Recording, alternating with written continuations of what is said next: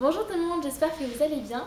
Alors aujourd'hui, je vous préviens tout de suite, si vous en avez marre que je parle de cet auteur-là, je vous invite à cliquer dans le i ici ou ici, je m'en souviens plus, pour voir une autre vidéo.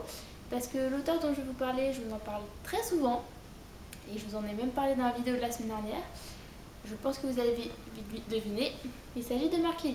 Et là, il s'agit de son dernier roman, La dernière des Stanfield, qui est sorti en avril cette année, si je ne me trompe pas.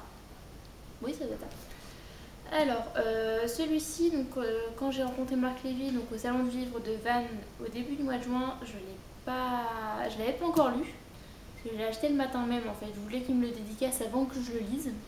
Je le sais, c'est très bizarre.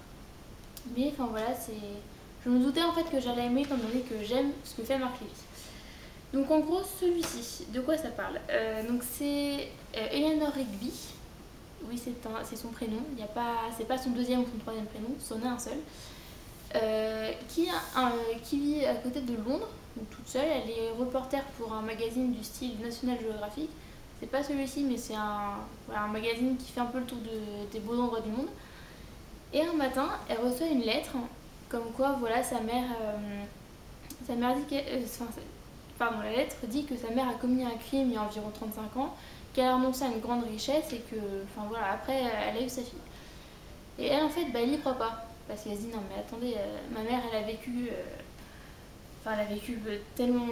pas dans la misère, mais ils avaient déjà du mal à joindre les deux bouts. Pourquoi, dans ces cas-là, on dit qu'elle a commis un crime qui aurait pu la rendre riche? Enfin, c'est n'importe quoi. Puis si elle a vraiment commis un crime, elle sera en prison. Donc elle y pense pas trop, et puis au bout d'un moment, ça la titille quand même, parce qu'elle se dit, mais en fait, peut-être que c'est vrai, on sait pas. Et donc du coup, elle va se mettre en tête de poser des questions, surtout à son père, qu'il a bien connu à l'époque, pour en savoir un peu plus sur qui était sa mère quand elle était un peu plus jeune. Alors, dans cette optique-là, on a trois périodes en fait dans le livre. On va avoir d'abord 2016, donc la période actuelle où Eleanor Rigby pose des questions à son père et essaie de découvrir qui était sa mère. On a aussi des flashbacks de 1980 où sa mère a rencontré sa meilleure amie avec laquelle elle s'est brouillée, etc., qui fait une partie intégrante de l'histoire de 2016. Et on va avoir aussi un lien en 1944 où là ce sont les grands-parents d'Eleanor Rigby, comment ils se sont rencontrés, etc. Et en fait, au début c'est assez perturbant parce qu'on se dit mais pourquoi il parle de ça, ça n'a aucun rapport. Et c'est vrai que, bon, je ne vous cache pas, j'ai dû recommencer une ou deux fois parce que je comprenais pas tout. Et au final, quand on arrive à passer outre le fait qu'on passe dans différentes époques, j'ai trouvé super intéressant ce livre. Alors après, bon, effectivement, beaucoup diront que Marc Levy, c'est toujours un peu la même chose. Là, il a fait un truc de différent en fait, on s'attend pas franchement à lire ce genre de choses. Mais moi, ça m'a beaucoup plu.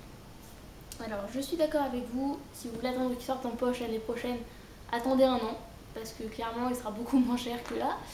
Mais vous me connaissez, je peux pas attendre en fait. Quand il y a un bouquin qui me plaît, je l'achète très vite. Et j'ai jamais attendu un an avant qu'il sorte en poche. C'est pas possible en fait. Donc du coup, voilà, effectivement, il coûte quand même 21,90 €, je sais, mais en même temps, c'est le prix de tous les bouquins un peu gros comme ça, de Lévy, de Musso et ce genre d'auteurs. En tout cas, je vous le recommande parce que moi j'ai adoré. À un moment, j'ai dû attendre ma soeur quelque part, je l'avais avec moi, je l'ai lu en 2 heures à peu près. Il va quand même rester encore quelques chapitres à lire. Et franchement, on voit pas le temps passer, c'est super instructif, on va dire. Puis il manie bien les styles en fait. Par exemple, si on sait pas qui est l'auteur, si on se dit tiens, je vais prendre ce livre-là, sans connaître, sans avoir le nom de l'auteur, puisque forcément Marc Levy, c'est que c'est un homme. Mais en lisant, en fait, on peut se douter que c'est soit une fille, soit un garçon qui a écrit le livre en fait. On s'en doute pas parce que quand c'est une fille, c'est bien écrit, on croit vraiment que c'est une fille qui l'a écrit. Quand c'est un garçon, c'est pareil. Donc vraiment, n'hésitez pas si vous voulez une lecture un peu plus poussée que d'habitude, parce que quand même, il faut savoir faire avoir un esprit saut de puce entre 1944, 1980 et 2016. Mais franchement, c'est super intéressant. Voilà, c'est tout pour moi. Si vous voulez vous abonner, je vous invite à cliquer juste ici. Et si vous voulez voir mes dernières vidéos, ce sera juste là. Attends, je vous fais plein de bisous et je vous dis à la prochaine. Salut!